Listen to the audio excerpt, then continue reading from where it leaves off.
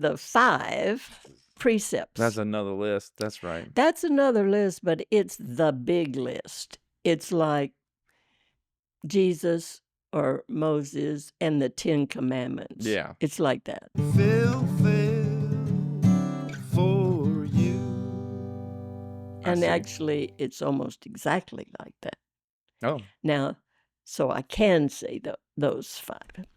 So the first one is have respect for life. Respect for life. That's where we get veganism. That's where we get Right. Don't kill. That's why in our family, we live out in the country.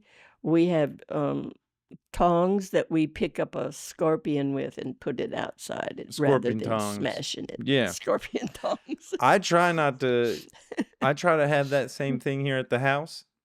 My daughters sometimes, they'll demand that I kill the insects. I'll catch them and I'll put them out. Unless they, it's a give and take kind of thing. Yeah, I try to do that. Sometimes they get there before me. Right. And so why do you try to do that? I don't know. I don't want to. I just figure I want them to go about their business. Right. Why should I think we're trying to cultivate compassion. And so you can start with compassion for mosquitoes or scorpions or... Hold on. Mosquitoes probably die immediately. I mean, okay. but those little pill bugs or like lightning bugs that get in or spiders or mosquito wasps. Oh. No, the mosquito, those big ones, the mosquito hawks. Oh, okay. I'll let them out. But mosquitoes, like, they get the slap. Well, here's what I heard the Dalai Lama did, and I wasn't there, so I don't know. But the mosquito came and he shooed him away, and then or her away, and then the mosquito came, shoo it away. Mosquito came. Third time's a charm. He gave him 2 warnings. The thing about these 5 precepts is that they're not if you don't do this, you are going to hell. Right. Or if you do swat that mosquito, you're going to hell. That's not it at all. The whole idea, Thai even names these 5 precepts the 5 mindfulness trainings. So we're training ourselves to be aware of what we're doing, what we're thinking, what we're feeling, so that then we can choose. Otherwise, it's a knee-jerk reaction. Awareness. So the first one is have respect for life. Don't kill. So you can... that's why a lot of Buddhists are vegans or vegetarians. But you can eat meat if you're if you don't have another way of staying alive. It's not a commandment. It's not like if you eat meat, forget it, you're not a Buddhist. Yeah. No, in fact, I've heard the Dalai Lama, who was raised in wherever he was raised, they couldn't grow plants. And so he ate meat. So, yeah. But the North Star, the goal. Yeah. If the Buddha kept the goal down here low, well, then we wouldn't be growing very much. But the North Star is you don't kill. Shoot for the stars, and if you just get to the moon, you're doing pretty good. You're doing pretty good, darling. Okay. What's number 2? Number 2 is don't steal. Don't take things that haven't been freely given to you. Instead, be generous. Be generous with, like you are, be generous with your time. Be generous with your money, your stuff. But the biggest be generous is your presence. Be really present. Like you're doing right now. Be really present. That's the big gift. So the first is respect life. The second one is be generous. And then the third one is the one you mentioned earlier, your sexual energy. use your sexual energy to help others. Be careful that you're not using your sexual energy to manipulate others or to have power over others. Mm-hmm. So you don't discriminate against the choices the sexual and gender choices people have made. Mm-hmm. It's their business. Yeah. We take care. We don't. You would put adultery in there too. You don't break up families because of your sexual energy. So you channel it to be kind, to be loving. True love is not lust. Does it stop folks from doing all that kinky stuff they want to do? No. You can do all that BDSM and all the weird stuff, dress up like a rabbit or whatever. I guess so. That's okay. Well, I would say if it's consensual. Yeah, if both people are using their energy in right, and you're not hurting anybody. Yeah. Including not just the person you're with, but other people. Yeah. If so you're not cheating. There's not a right. Yeah, everybody there. Yeah. Right. That's cool. Yeah. And these trainings have changed twice since I've been studying Buddhism. So they're organic. They respond to the times. So this one in particular, there was a time when that the training said that I will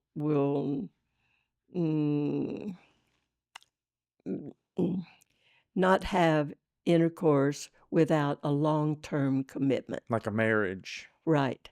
But then there's people who weren't allowed in our country, in the many countries, to be married. Yeah.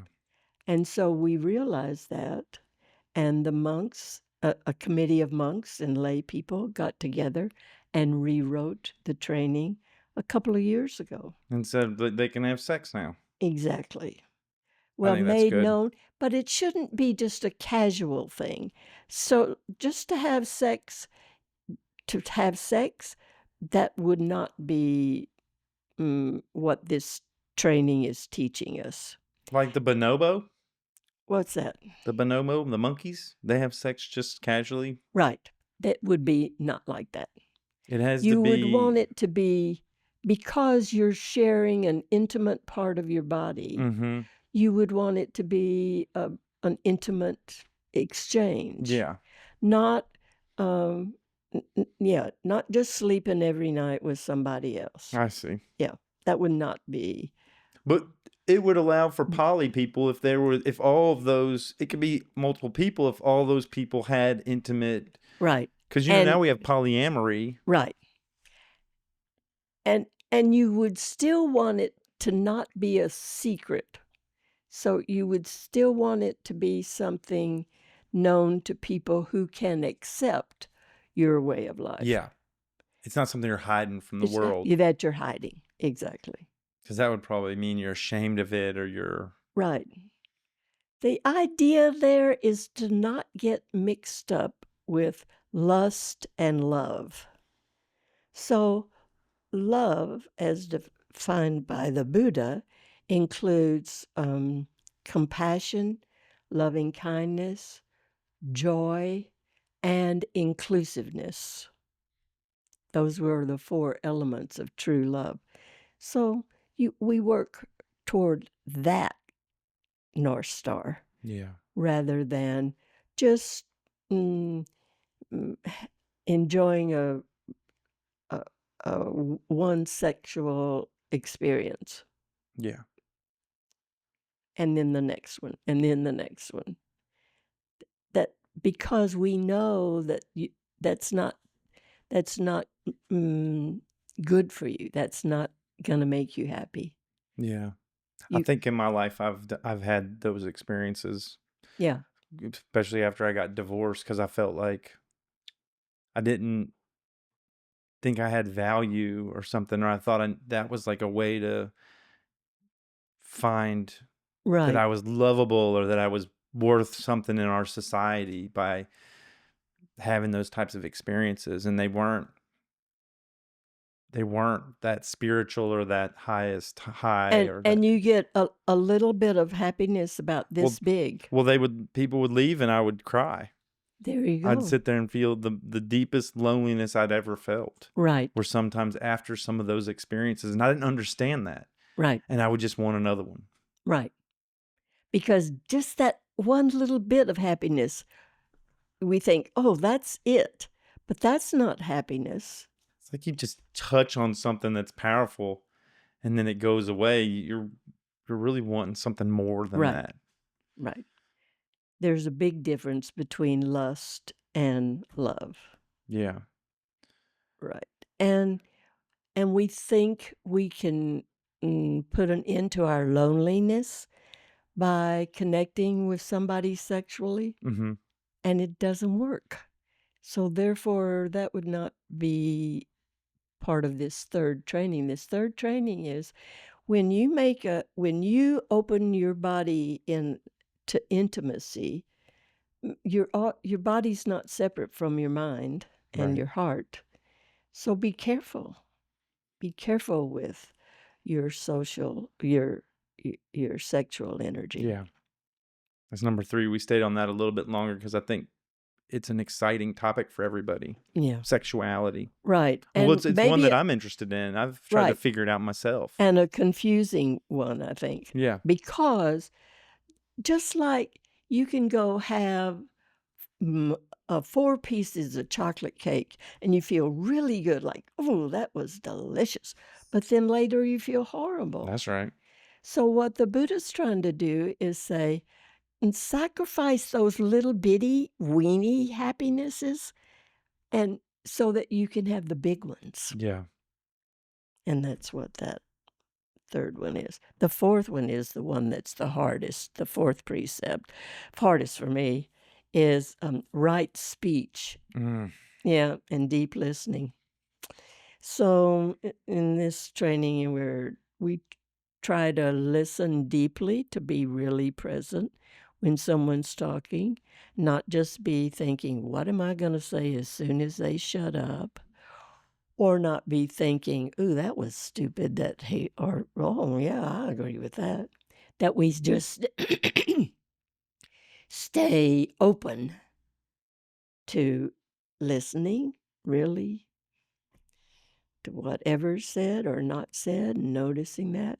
And that we use our words to help, to soothe, to bring comfort and joy. Not use our words to put people down or make ourselves feel smarter. So we don't gossip. We don't say one thing to one person and something different to somebody else. So I guess politicians would have a really hard time with this fourth training. Yeah. And then the fifth training is really funny because it's don't poison yourself. And the way you could poison yourself means something that that makes you lose your awareness, your mindfulness. This is alcohol and drugs and stuff. So you don't take alcohol, you don't take drugs. But Thai also expanded it to mean also don't watch TV with a lot of violence. This content that's provocative or exactly. You know what, I find myself, I don't watch horror films, but I'll watch crime documentaries, and I sometimes wonder if that type of content's good for me. Or I'll wonder, why am I drawn to this? Right. What part of me wants If to hear you these look at stories? Netflix, I think 90% of their shows are something about crime. So we're, I guess, interested in that. But what this fifth training would say is, don't consume violence that way. Yeah. Because that's a way of consuming. Just like eating too much, drinking the wrong things, taking drugs, gambling, even conversations, having violent conversations. Yeah. Don't consume violence that way. Don't poison yourself.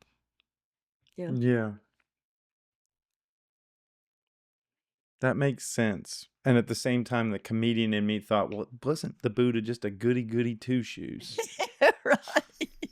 But I think what he says, now you're going to suffer, but here's 5 things that if you do these things, you're not going to suffer as much. Right.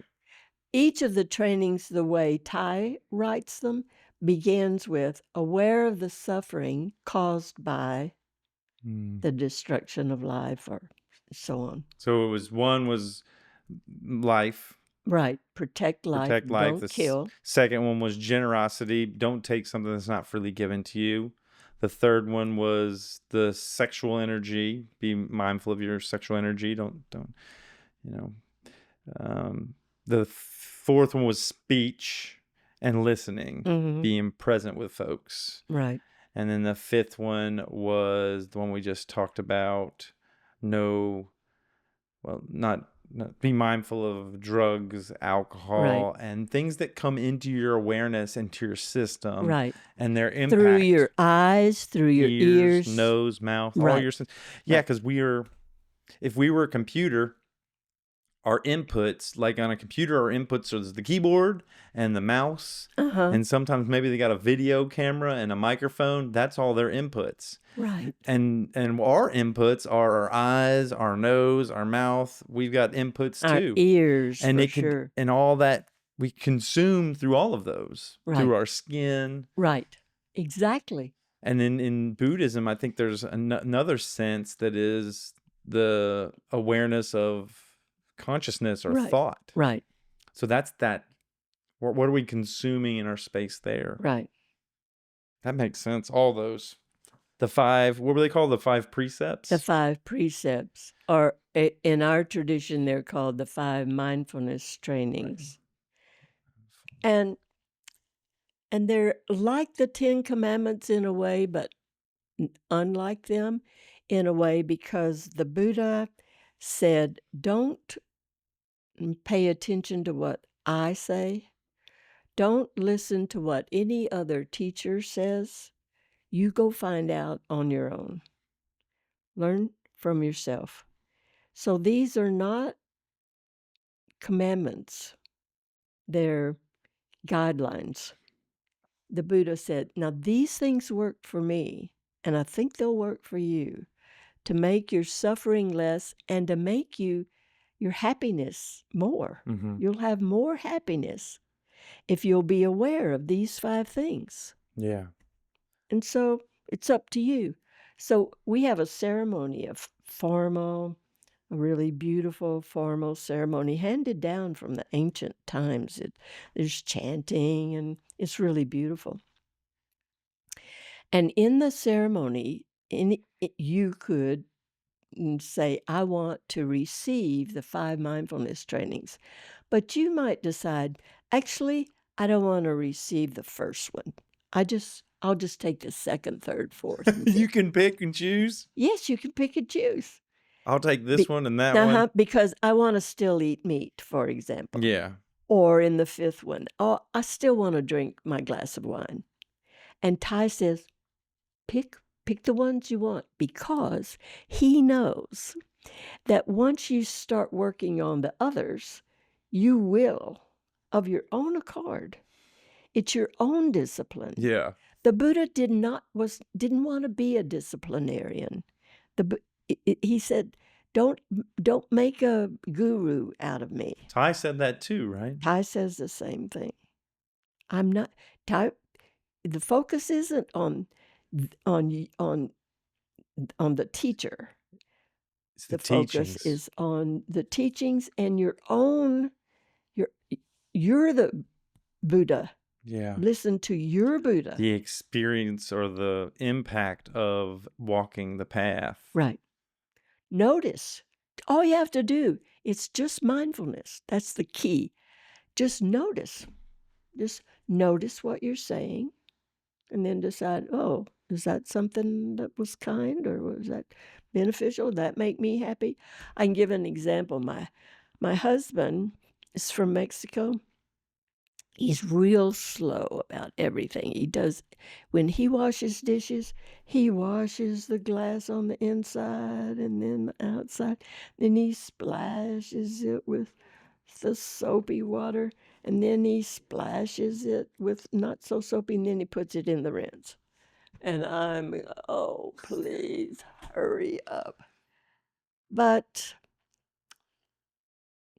I say to myself, Gustavo, you're just doing that to make me angry. You're just, it's all about me. You're just doing it. But then when if I recognize what that's that fourth training, speech to yourself, the story you're telling yourself. So if the story you're telling yourself is not helping, so I say, if me getting mad about this help Gustavo? Will it make him wash dishes faster? Is it making me happy? Well, I guess I won't say it. I won't, I'll just learn patience. So it's all coming from me. Nobody's telling me now, you better not say those kind of things. Yeah. I have to, according to the Buddha, I have to say it. I have to be my own disciplinarian. Yeah. You're in there having this kind of, right. You're aware of these thoughts and you're saying like, well, what's the impact of these thoughts, or how are these are they going to make my life better or worse? What is. Yeah. And you decide, well, actually, I don't feel better, and he's not changing the way he's washing dishes. Yeah. So I'm not going to say anything. Yeah. And then you have your grandmother who shared with you that if you don't have anything nice to say, don't say anything at all. So then you think, well, does that meet the grandma test? Right. It kind of does, doesn't it? Yeah. Right. If it's not helpful, then don't do it. But the whole big point there of these 5 precepts is that they're guidelines. These are what this guy who spent a lot of time trying to figure out what causes suffering and what causes happiness, he found out these 5 things, so you could try them. Yeah. And if you decide, well, I'm just going to still eat meat, but then you start focusing on, oh, I'm going to be really generous, then you think, ooh, am I being generous when I kill animals? Because, it just works on you. It just works. Yeah, you'll work through all of You them. work it. You work it on yourself. That story with Gustavo made me think of I think it might have been in one of Thich Nhat Hanh's books where he says, why do you wash the dishes? Do you wash the dishes to have clean dishes? Right. Or do you wash the dishes to have to wash the dishes? Right. Which one is it? To enjoy the washing the dishes. And he said, you wash dishes to wash dishes. Right. Exactly. And wash dishes like you're washing the baby Buddha so that you can enjoy washing dishes. Yeah. Yeah. Yeah. Gustavo and I were pulling weeds out in the yard. Gustavo's got a little spade and he's digging the roots out and he's pulling them out like that. I'm jerking them up. And I look around, I'm so tired of pulling weeds. I don't want to pull weeds anymore. Now, I'm going to try to do it the way Gustavo does it. So I get down there close to the roots and I pull it and I can feel the roots letting go. Yeah. And there's some pleasure in it. Yeah. And I think, oh my gosh. It's kind of fun. I could have fun doing this. If you're washing the dishes to get the dishes done, so that then that chore's over and now I can go watch TV. Well, then you're not enjoying. That's that happiness. Right. Success is happiness. Exactly. And that's transforming the suffering into pleasurable experience. And every moment should be that way. Yeah. Yeah. That's a trick.